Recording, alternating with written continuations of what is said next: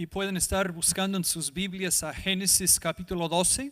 Vamos a ver hoy al versículo del 1 al 9.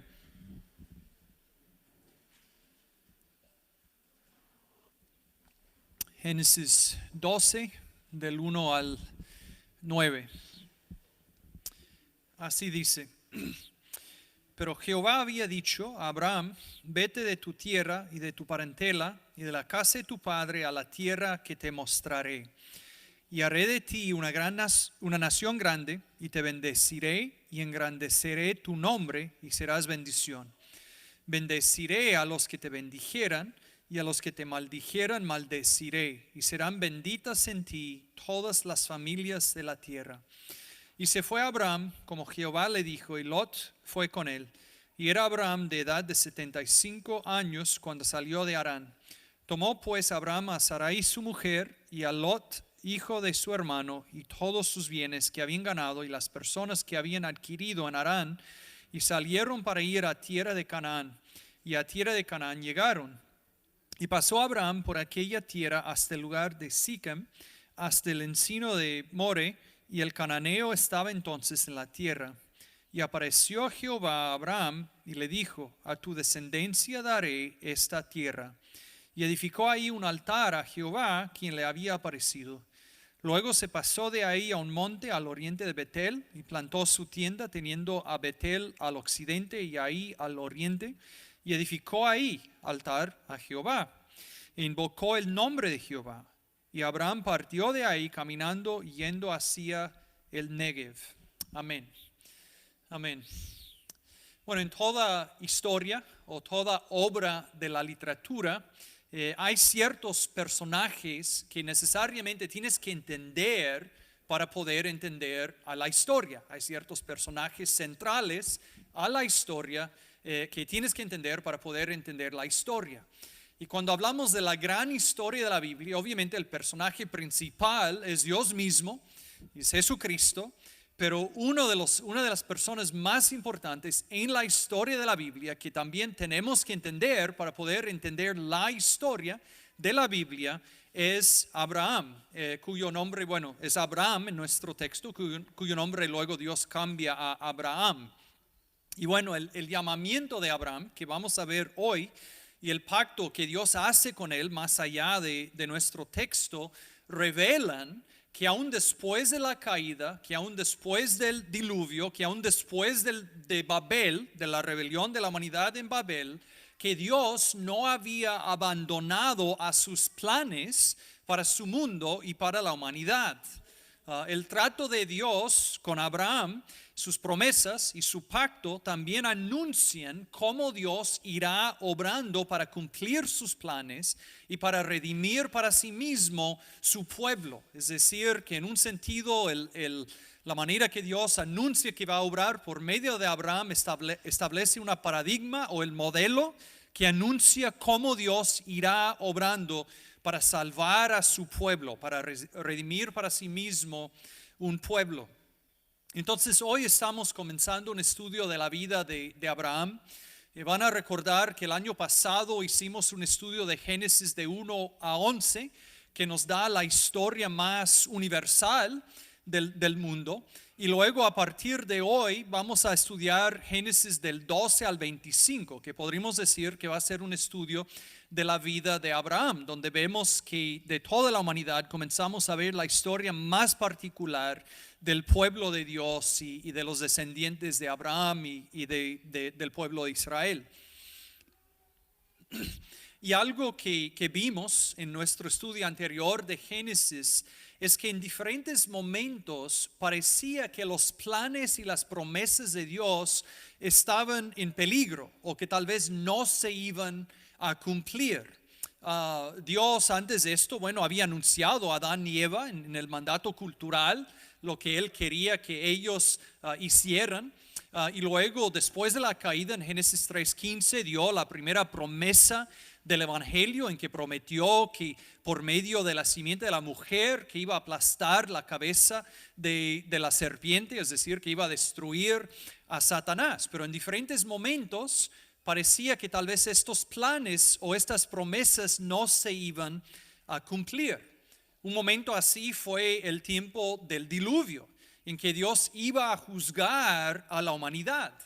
Y si Dios hubiera juzgado a todos, entonces su promesa de destruir a Satanás por medio de la simiente de la mujer aparentemente no se iba a cumplir. Pero Dios, por gracia, rescató a Noé y su familia y así mantuvo en marcha sus planes que él había anunciado. Y bueno, el momento histórico en que sucede nuestra historia es otro momento oscuro en la historia del mundo. Es otro momento en que parece que los planes de Dios podrían estar en peligro. Aunque Dios había anunciado por medio de Noé en Génesis 9:26 que los descendientes de Sem, el hijo de Noé, iban a ser bendecidos por Jehová, se supone que iban a servir a Jehová. Sin embargo, cuando llegamos al tiempo de Abraham, que también es descendiente de Sem, que es de la línea de Sem, vemos que el conocimiento del Dios verdadero realmente no se había conservado. Entonces, desde la perspectiva humana, si estábamos simplemente viendo los planes y las promesas de Dios y la situación del mundo en el momento en que sucede nuestra historia, parece ser una situación casi sin esperanza. Pero justo en este momento histórico, Dios hizo algo para mantenerse a flote sus promesas anteriores y aún vemos que añade más promesas que van a dar más claridad acerca de cómo Él va a obrar para cumplir a sus promesas anteriores y para redimir para sí mismo un pueblo. Entonces hoy vamos a ver la historia del llamamiento de Abraham, donde Dios le llama a la salvación, pero también le hace varias promesas. Y después, más allá en Génesis, veremos que formalmente Dios establecerá su pacto con Abraham. Entonces hoy vamos a ver 5 puntos. Para el primer punto, simplemente vamos a recordar un poco lo que vimos en el capítulo 11, que fue el año pasado, en nuestro estudio de Génesis. Luego, en versículo 1, veremos que Dios le da un mandamiento a Abraham. Luego, en versículos del 1 al 3 y versículo 7, veremos que Dios le hace varias promesas a Abraham. Y en versículos 4 al 9, vamos a ver cómo Abraham respondió a estas promesas.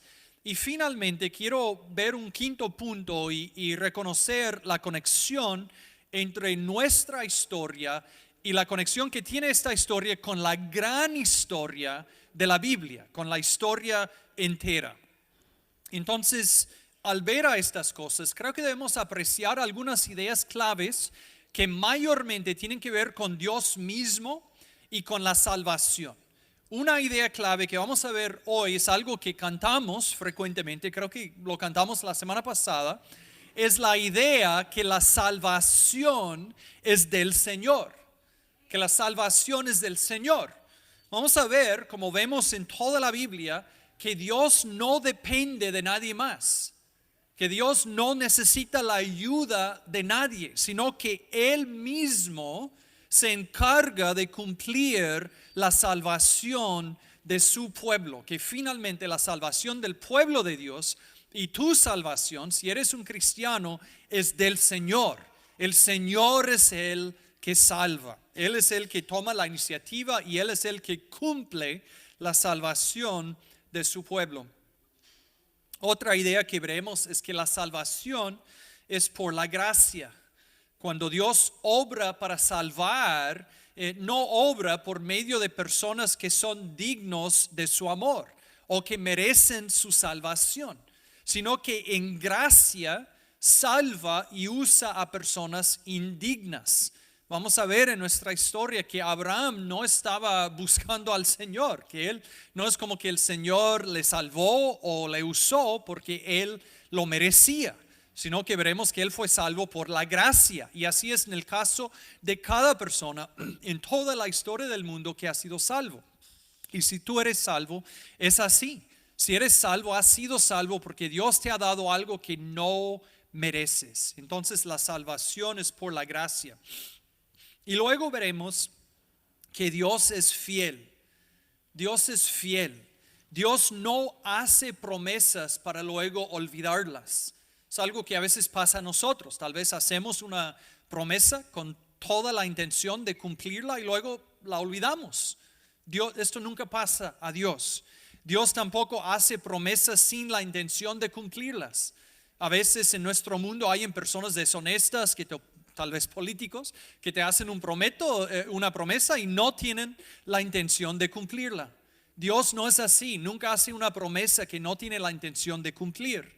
Dios no hace promesas tampoco sin un plan para cumplirlas. A veces nosotros podemos animarnos para querer ayudar a una persona y prometemos ayudar, pero realmente no sabemos cómo vamos a poder hacerlo. Y no es así con Dios. Todo lo que Él promete hacer, Él ya sabe cómo lo va a hacer. Entonces, lo que Él promete, hace. Dios es fiel, que también es una idea sobresaliente que creo que vamos a ver en nuestro texto. Entonces, todas estas cosas acerca de Dios representan buenas noticias para todos nosotros, tanto los de nosotros que ya somos cristianos, como los que están aquí que tal vez no sean cristianos. Si eres un cristiano, es de gran consuelo saber que Dios mismo se encarga de cumplir tu salvación y que no depende de ti. O sea, sabiendo de tu propia debilidad, sabiendo de tus fallas, sabiendo de tu pecado remanente, sabiendo de tu debilidad, es de mucho consuelo que saber que la salvación es del Señor, que el Señor te ha salvado, que el Señor te está salvando, que el Señor te salvará. Entonces, eso es de mucho consuelo, saber que no depende de ti. Y también saber que Dios es fiel, que cumplirá todo lo que nos ha prometido. Esto nos da la confianza que nuestra salvación es segura. Si Él comenzó en nosotros la buena obra, la va a perfeccionar.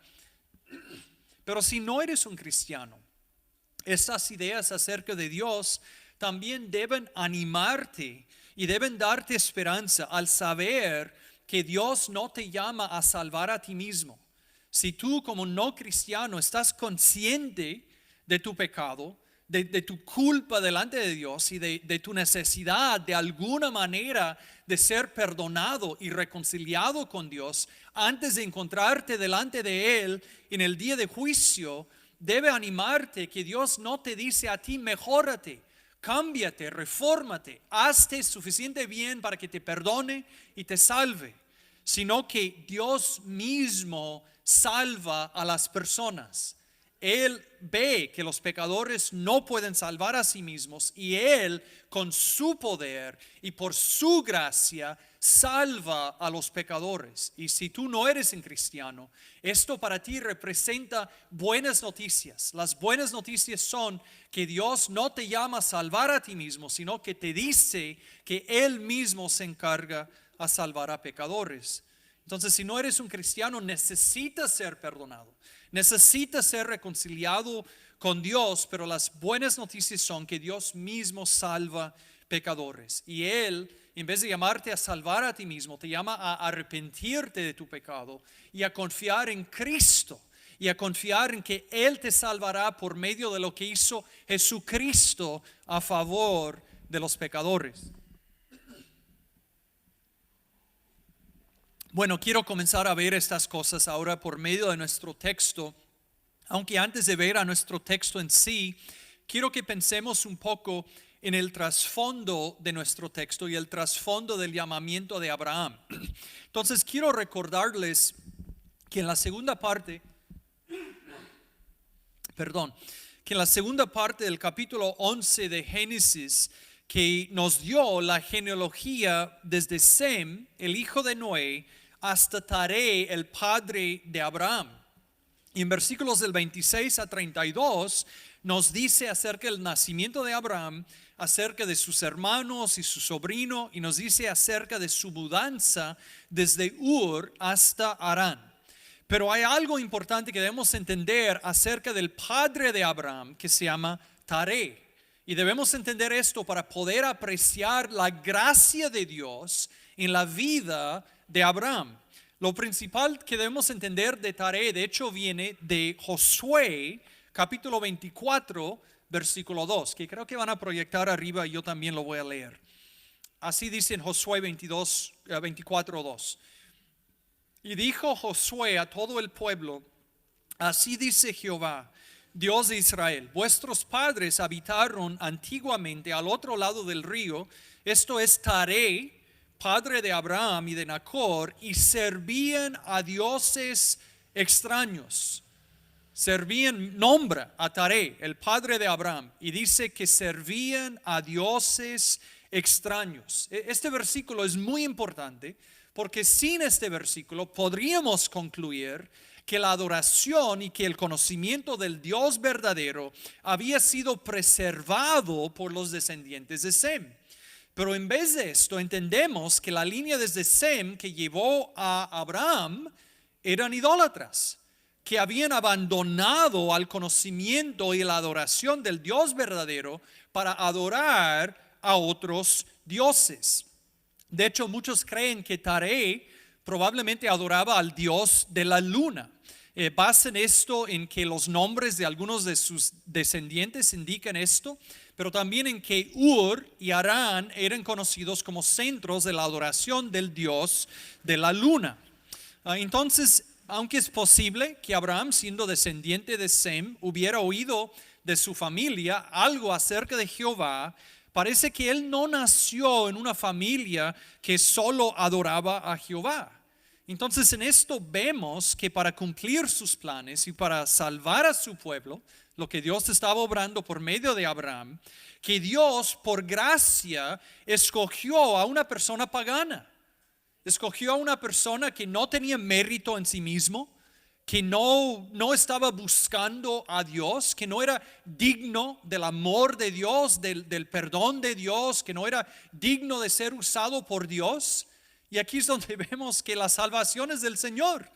Él no necesitaba a nadie, entonces Él escoge a una persona pagana que no le conoce y que no le está buscando, y por gracia le salva, y por gracia va a comenzar a usarle para poner en acción sus planes para salvar a su pueblo. Luego, otra cosa acerca del trasfondo que debemos entender tiene que ver con la cronología. Según capítulo 11:31, durante la vida de Taré, Abraham y su familia salieron de Ur para ir a Canaán, pero pararon en Harán. Pero nuestro texto en versículos 1 a 3 dice que Dios llama a Abraham a salir de la casa de su padre para ir a la tierra que el Señor le va a mostrar. En capítulo 12, pero capítulo 11, o sea, dice que ya fueron medio camino. Lo mismo que vemos en Hechos capítulo 7, versículos del 2 al 4, según este texto, el llamamiento de Abraham le llegó mientras que él vivía en Ur, antes de llegar a Harán, que está en medio camino a la tierra prometida. Entonces, si solo leyéramos a Génesis capítulos 11 y 12, pensaríamos que el llamamiento de Abraham vino mientras que vivía en Harán. Pero parece que lo que leemos, lo que vemos en capítulo 12, versículos del 1 al 3, sucedió antes, sucedió cuando Abraham estaba en Ur. Y de hecho, en la Reina Valera, en versículo 1, nos da una pista para entenderlo así, porque dice: pero Jehová había dicho a Abraham. Entonces nos está diciendo que está contándonos algo que sucedió anteriormente. Entonces creo que esa es la mejor manera de entenderlo. Otra opción que sugieren algunos para entender esto y para reconciliarlo con Hechos 7, 2 a 4 es que sugieren que tal vez Dios llamó a Abraham cuando estaba en Ur, que fue medio camino a Harán y luego se quedó y no obedeció completamente, y que luego Dios se le apareció una segunda vez y le dijo que fuere hasta la tierra que le iba a mostrar. Pero yo creo que es mejor entender que lo que nos narra aquí en estos versículos nos está diciendo lo que el Señor le había dicho cuando estaba en Ur, o sea, antes de lo que luego narran en otras partes del capítulo 11. Bueno, entonces ahora estamos listos para comenzar a ver a nuestro texto en capítulo 12, y vamos a comenzar viendo en versículo 1 al mandamiento. En el versículo 1 Dios aparece a Abraham y le manda a ir a la tierra que le va a mostrar. En este momento Abraham no necesariamente sabe dónde va, pero sabe que Dios se lo va a mostrar cuando él necesita saberlo. Pero este llamamiento de ir a la tierra que le va a mostrar también incluye un llamado a dejar a ciertas cosas. Le llama a dejar a su tierra, a su parentela y a la casa de su padre. Y fíjense que aún en nuestro día moderno, dejar a estas cosas implicaría dejar tal vez tu seguridad, dejar cosas de las cuales tú dependes para poder funcionar. Y hubiera sido mucho más así en el mundo de la antigüedad. Entonces dejar todas estas cosas seguramente hubiera sido difícil para Abraham. Le hubiera puesto en una situación tal vez medio inseguro. Y James Montgomery Boyce sugiere que Abraham tenía que dejar estas cosas para poder ser consagrado a Dios. Es decir, que si él estaba viviendo en un lugar, en un centro de la adoración de un Dios falso, si su propia familia también adoraba a este mismo Dios falso, pero si Dios le estaba llamando a adorarle a Él y solamente a Él y a servirle a Él de todo corazón, tiene sentido que tal vez Dios le llamaría a alejarse de este lugar donde Él mismo estaba envuelto en la idolatría y a estas personas que tal vez podrían animarle a Él a seguir en la idolatría. En este sentido, tal vez es interesante que el llamado de Dios a Abraham es similar al llamado de Cristo a nosotros.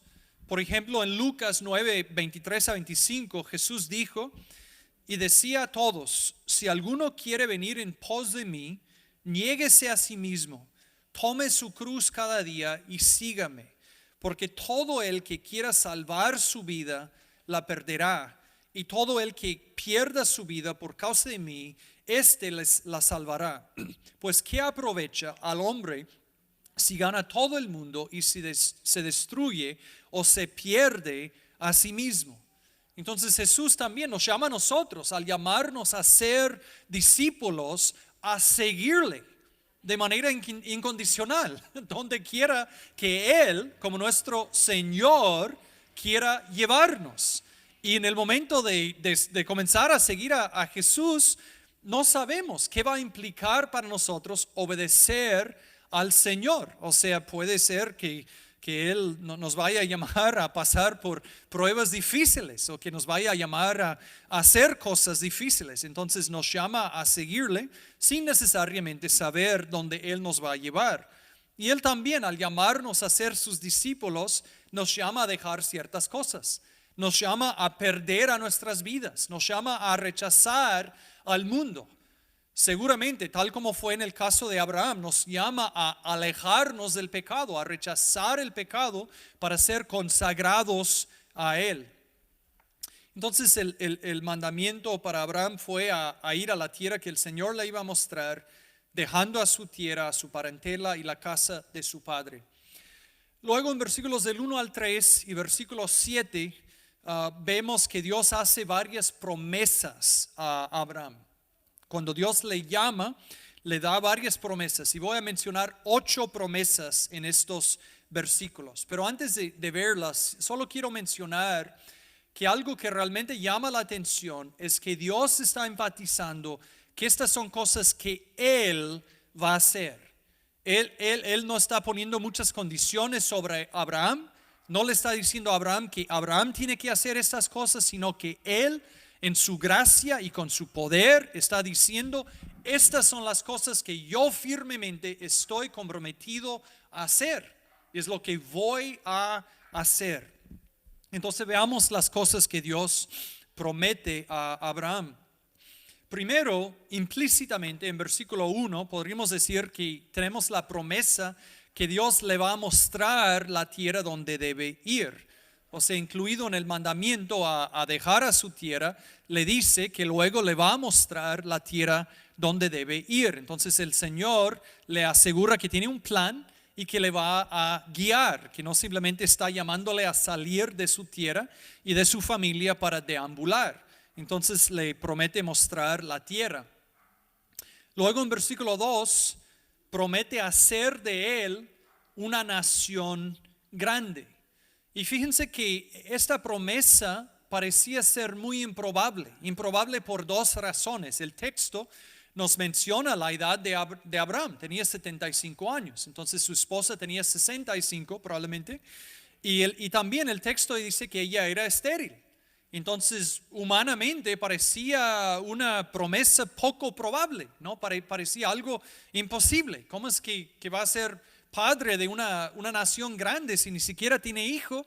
Y aparentemente, tanto para él como para su esposa, ya pasó el tiempo en que podrían tener hijos. Pero sin embargo, sabemos que Dios cumplió esta promesa. O sea, físicamente en el pueblo de Israel, Dios le dio a Abraham millones y millones de descendientes físicos, pero también espiritualmente. Vamos a ver más allá hoy en el libro de Gálatas, que en un sentido nosotros que también hemos creído como Abraham, en un sentido somos hijos de Abraham. Entonces en el sentido espiritual, Dios cumple esta promesa en el pueblo de Dios. Entonces Dios cumplió la promesa de hacerle una nación grande. También en versículo 2, Dios promete bendecirle ciertamente en su vida, lo cual la escritura nos narra. Dios bendijo a Abraham de manera material. De hecho, las cosas fueron bien para él. Pero la mayor bendición que el Señor le dio fue en el área de su fe. O sea, lo más valioso que el Señor dio a Abraham, a una persona que era pagana, idólatra, que no le conocía, fue el conocimiento espiritual. Fue la apertura de sus ojos para poder ver y conocer al único Dios verdadero. Fue el regalo de una relación con este Dios, de poder vivir en relación con Él. Entonces, a veces tal vez la bendición de Dios incluye lo material y a veces no, pero más que todo Dios bendice a sus hijos por darles lo que les lleva a conocerle mejor. Entonces, ciertamente Dios bendijo a Abraham. Luego también en versículo 2 promete engrandecer su nombre. Dice, engrandeceré tu nombre y serás bendición. Y esto de hecho ya se ha cumplido. En la historia humana el nombre de Abraham se ha engrandecido. O sea, él es conocido y honrado no solo por cristianos, sino también por judíos y por musulmanes. Uno de los comentaristas que yo leí notaba que Abraham es uno de los nombres más comunes en el mundo. Y hoy en día, en casi todo el mundo, todos han oído acerca de Abraham. Entonces, ciertamente, este hombre desconocido, pagano, probablemente que estaba adorando a la luna, que el Señor escogió y salvó, ahora es una de las personas más conocidas en la historia del mundo. Entonces, Dios ha cumplido esta promesa. Luego dijo, bendeciré a los que te bendijeran. Fíjense que esta es la tercera vez en el libro de Génesis que hemos visto a Dios establecer una línea divisoria entre el camino de la vida y la bendición y el camino de la muerte y la maldición. La primera línea fue el árbol en el huerto. Anunció a Adán y Eva, si comen, caerían bajo maldición y morirían. Y si no comen, vivirán y serán benditos. Entonces Dios hizo una distinción por medio del árbol. La segunda fue el arca. En el tiempo de Noé, Dios anunció que iba a juzgar a la humanidad, pero proveyó una manera de ser salvo. Entra al arca y serás bendecido y salvo. Quédate afuera y permanecerás bajo la maldición y morirás. Entonces ahora Dios pone otra línea, ¿no? Y dice que los que bendicen a Abraham, que él va a bendecir. Y en un sentido vemos un cumplimiento parcial de esto en el Antiguo Testamento. Por ejemplo, en el tiempo de la conquista, la prostituta Rahab, que escondió a los espías del pueblo de Israel en Jericó, se salvó. Y los demás en Jericó murieron, ¿no? También, por ejemplo, en el tiempo de la conquista en Josué 9, tenemos el ejemplo de los gabaonitas, que hacen un pacto con los israelitas y así se salvan, mientras que las otras naciones de Canaán no. Pero entendemos que todo esto realmente está apuntando mucho más allá que Abraham mismo, está apuntando más allá que Israel y está apuntando a Jesucristo. Entonces la gran línea divisoria que Dios ha puesto en la historia que divide a la humanidad es Jesucristo. Si estás en Cristo, estás bendecido, eres salvo, tienes vida espiritual y vivirás. Pero si estás en tus pecados todavía, estás bajo maldición y morirás. Entonces, viendo la cantidad de personas que tenemos aquí hoy, estoy seguro que probablemente hayan personas en los dos grupos. Entonces te pregunto a ti, ¿de qué lado de la línea estás?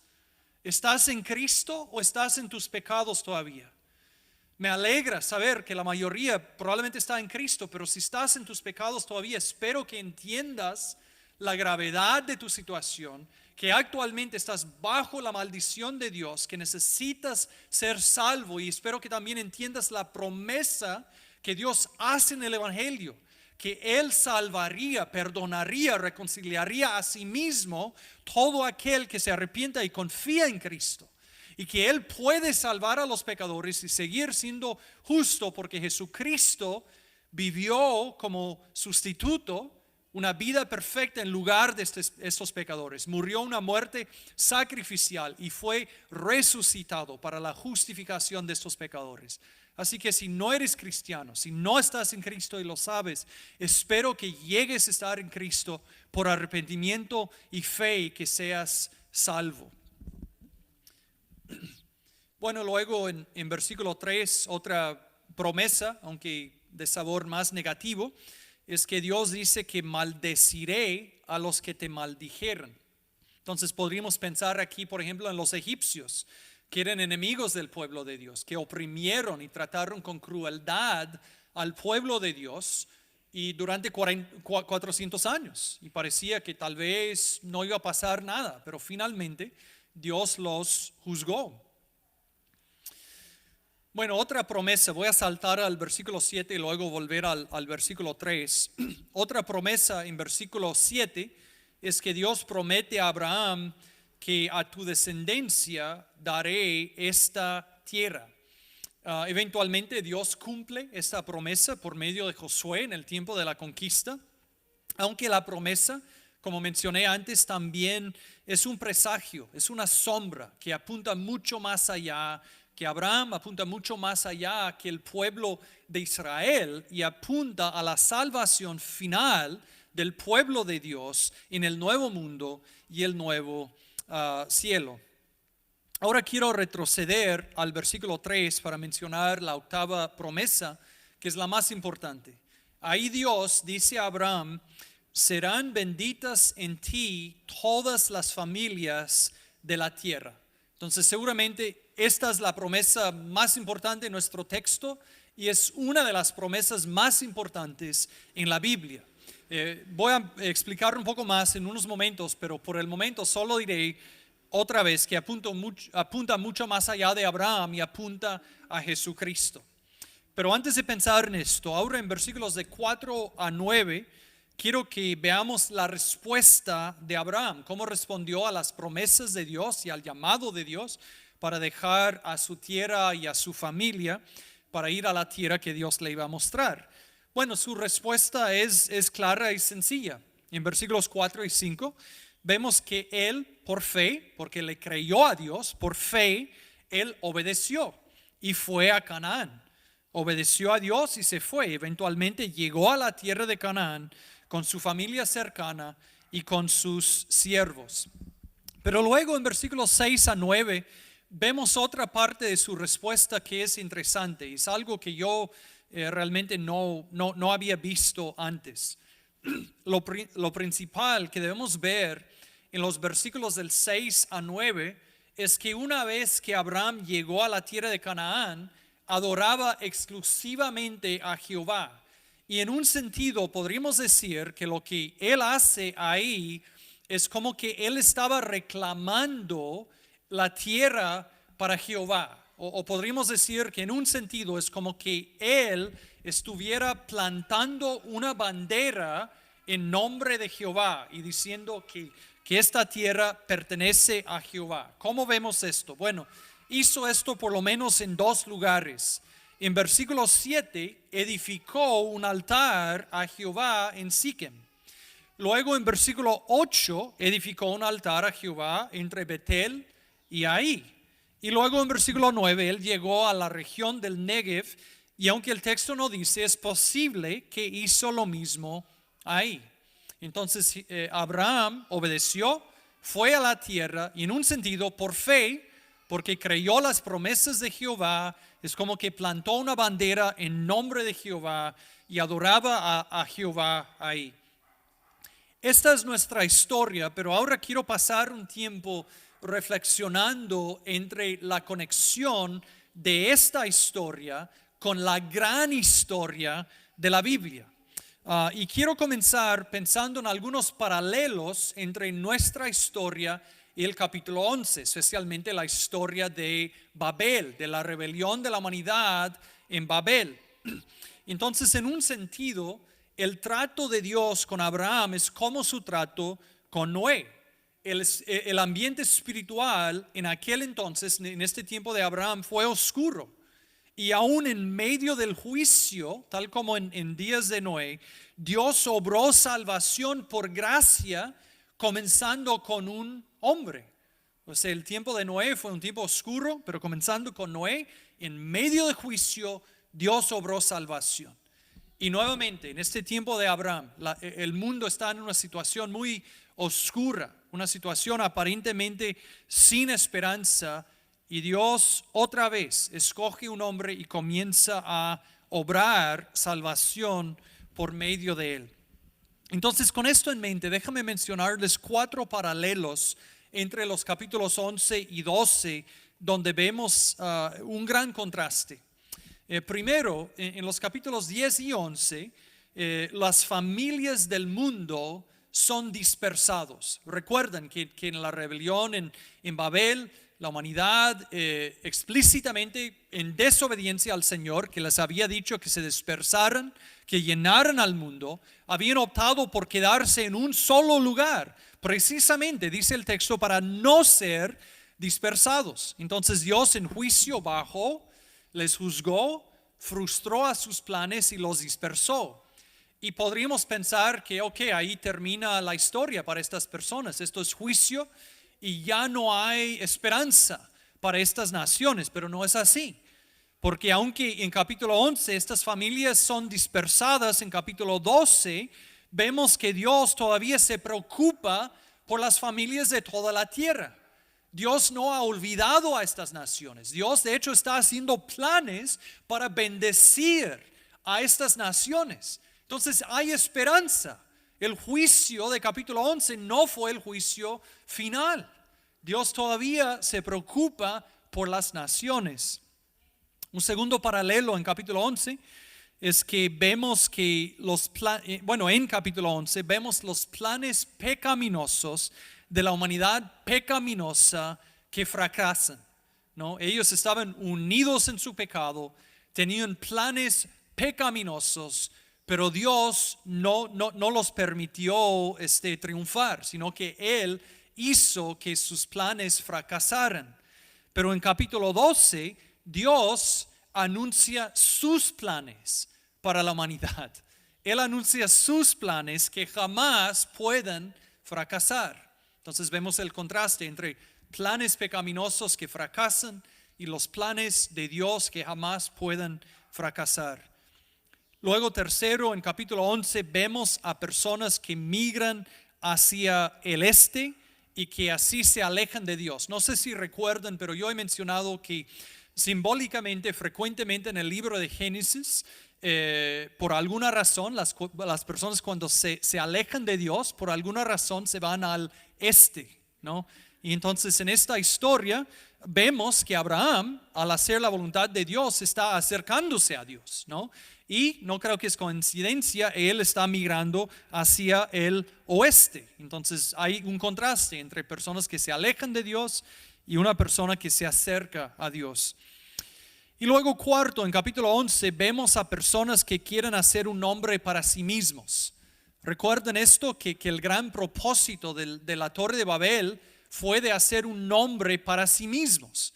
Entonces, aunque la intención original de Dios para la humanidad fue que la humanidad debería vivir para la gloria de Dios, para buscar exaltar a Dios, para buscar engrandecer al nombre de Dios, ellos rechazaron este propósito y querían engrandecer a sus propios nombres. Querían hacer a sí mismos famosos. Entonces, en capítulo 11 vemos a estas personas que quieren hacer un nombre para sí mismos, pero en capítulo 12 vemos que Dios va a hacer un nombre para Abraham. Abraham, otra vez, una persona pagana, una persona que era idólatra, que no estaba buscando al Señor, y el Señor por gracia le escoge, le salva, le hace varias promesas, y entre ellas le dice que va a hacer un nombre para él, lo cual, como mencioné, se ha cumplido. Es conocido, es una de las personas más famosas en la historia del mundo. Entonces vemos un contraste entre los capítulos 11 y 12, y más que todo el contraste es que pasamos de un tiempo de desesperanza a esperanza. Vemos que aunque la situación fue oscura y aparentemente sin esperanza, que Dios estaba obrando todavía y todavía había esperanza.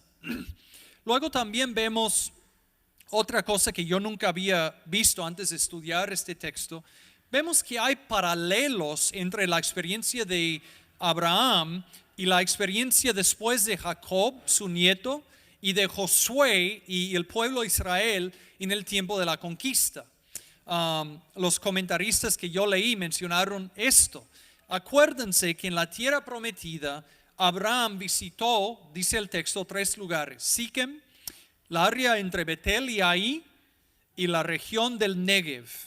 Y recuerden también que en 2 de estos lugares que él edificó un altar para Jehová.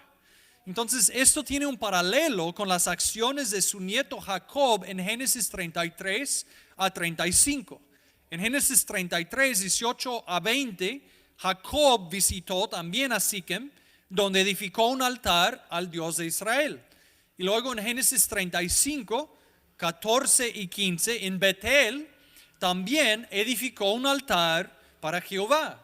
Y luego, como su abuelo, en Génesis 35, 27, él termina en Hebrón, que está en el Negev. Y luego hay otros paralelos.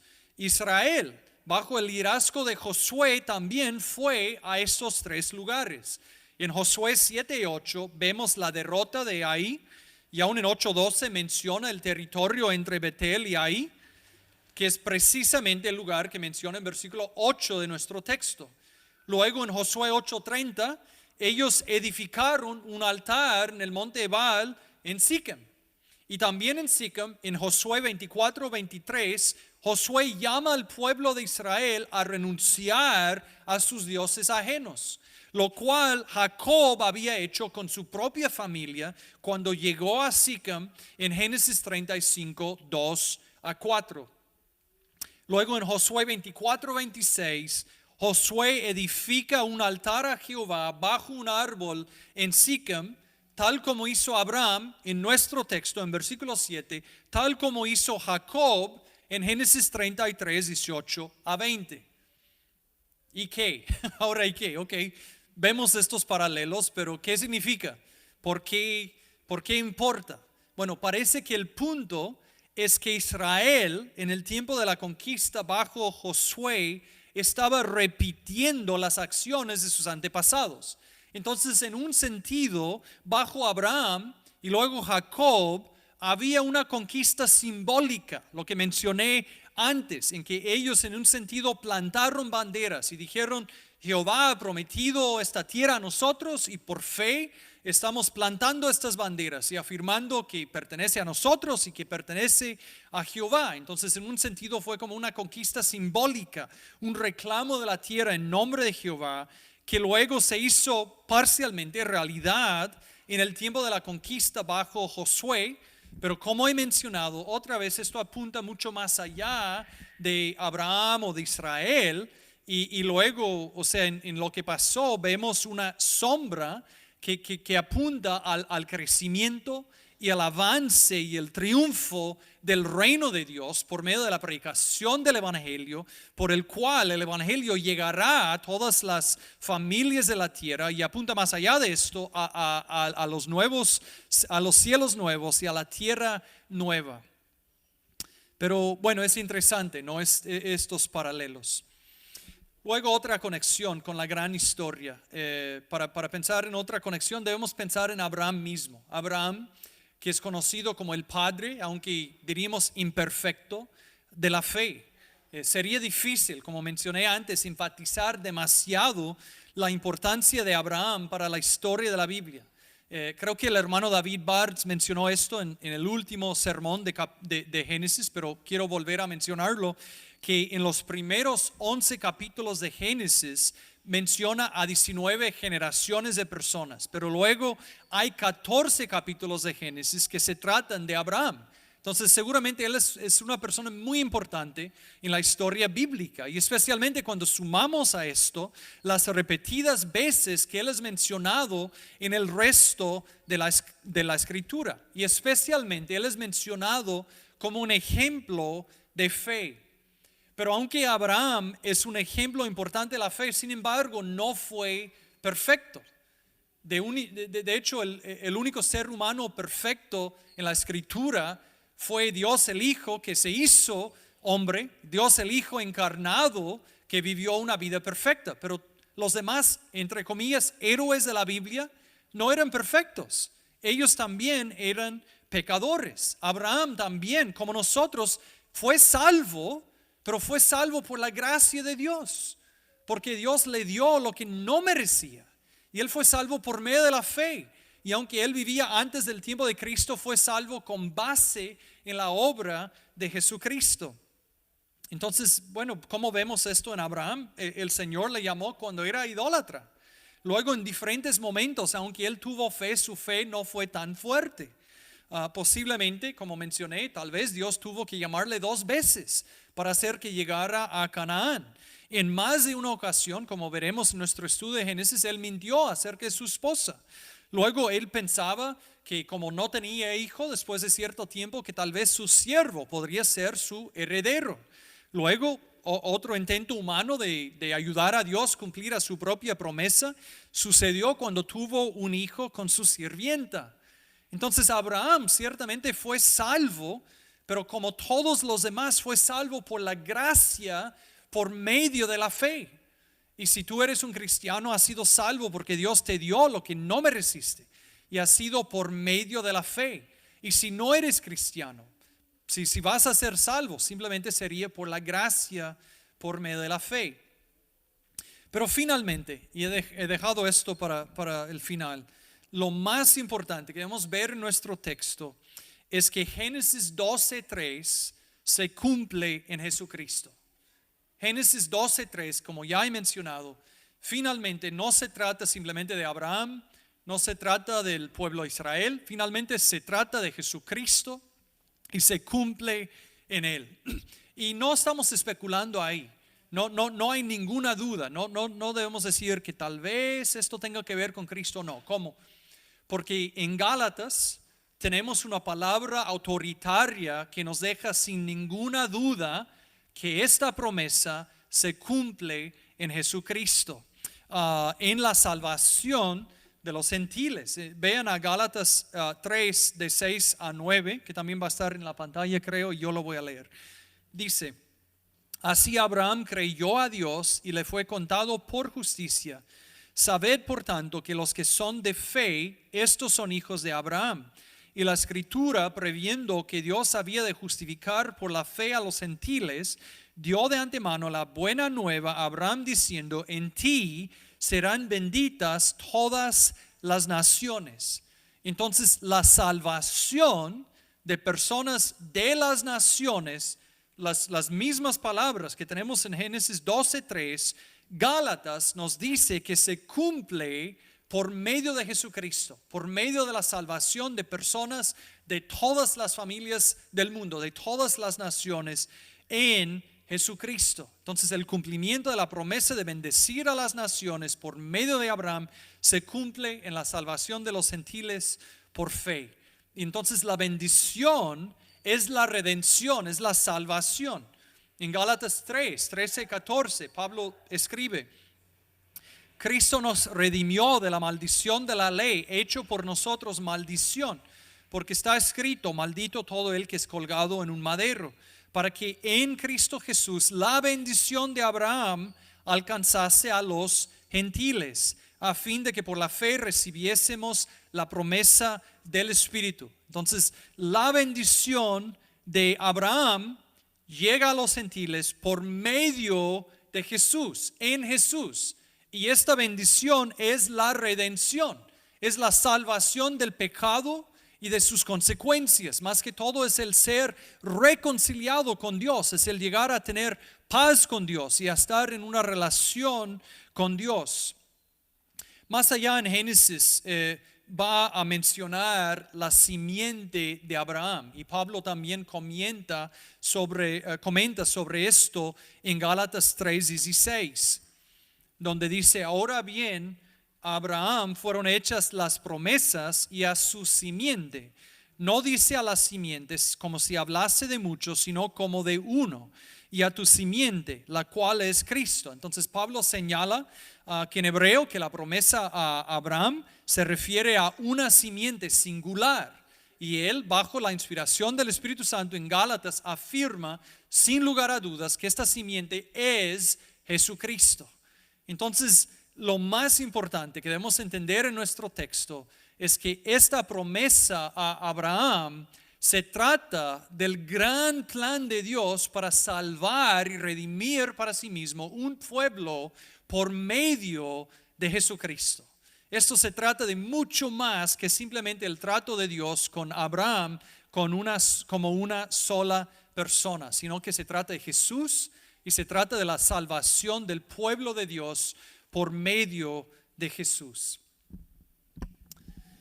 Bueno, para concluir, quiero recordarles lo que hemos visto acerca de Dios y lo que significa para nosotros. Primero, como mencioné al principio, espero que lo hayan visto en el texto, hemos visto que la salvación es del Señor.